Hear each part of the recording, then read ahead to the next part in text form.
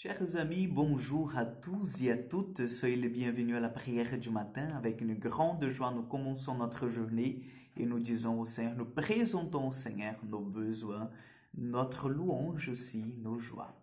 Au nom du Père, du Fils et du Saint-Esprit. Amen. Je vous salue Marie, pleine de grâce. Le Seigneur est avec vous. Vous êtes bénie entre toutes les femmes. Jésus, le fruit de vos entrailles, est béni. Sainte Marie, Mère de Dieu, priez pour nous pauvres pécheurs, maintenant et à l'heure de notre mort. Amen. Notre-Dame d'Apparecida, priez pour nous. Nous allons prendre la lettre de Saint Paul apôtre aux Philippiens, chapitre 3, versets 3 au 8. Frères, c'est nous qui sommes les vrais circoncis, nous qui rendons notre culte par l'Esprit de Dieu, nous qui mettons notre fierté dans le Christ Jésus et qui ne plaçons pas notre confiance dans ce qui est charnel. J'aurais pourtant, moi aussi, de raisons de placer ma confiance dans la chair. Si un autre pense avoir des raisons de le faire, moi, j'en ai bien davantage.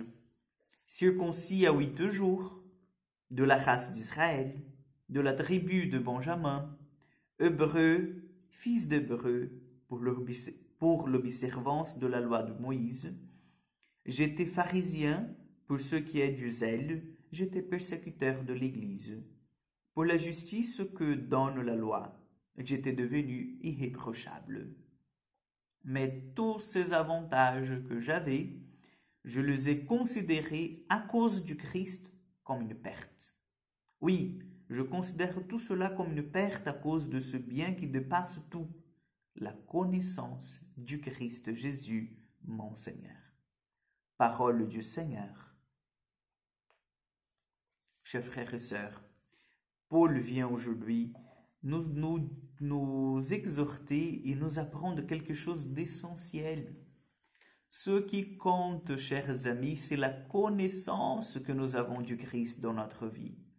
Et la connaissance que je vais vous dire, ce n'est pas une connaissance intellectuelle du Christ, c'est-à-dire oui, j'ai déjà lu 30, 50 bouquins de théologie, donc j'ai déjà lu la Bible 5 fois, donc je suis bien placé pour parler du Christ. Ce n'est pas cette connaissance intellectuelle, historique que nous avons du Seigneur, mais une connaissance d'expérience. Et c'est cela que Paul vient nous dire aujourd'hui.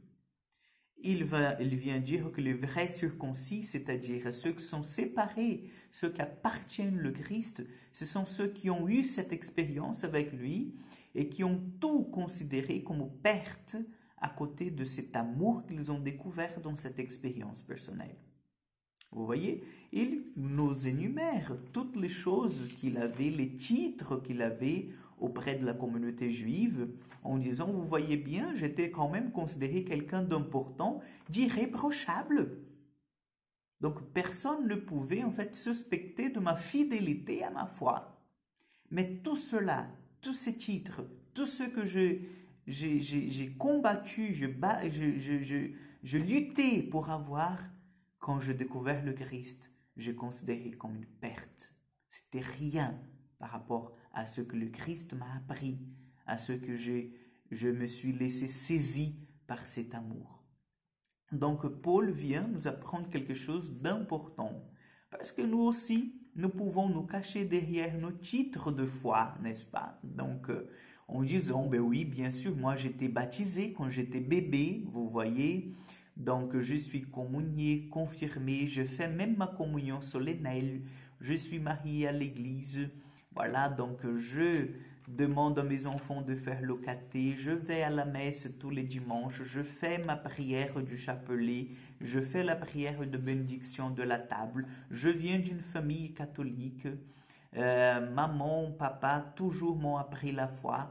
Donc, on peut toujours se cacher derrière à ces titres, à tout ce que nous avons comme tradition chrétienne, pour dire simplement que nous sommes les consacrés, que nous sommes de la race élue du Christ.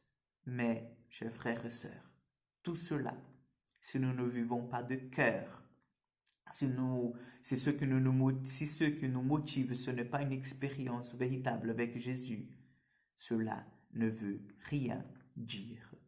Parce que le plus important, et Saint Paul vient nous dire, c'est que nous puissions vraiment avoir un cœur branché au cœur du Christ.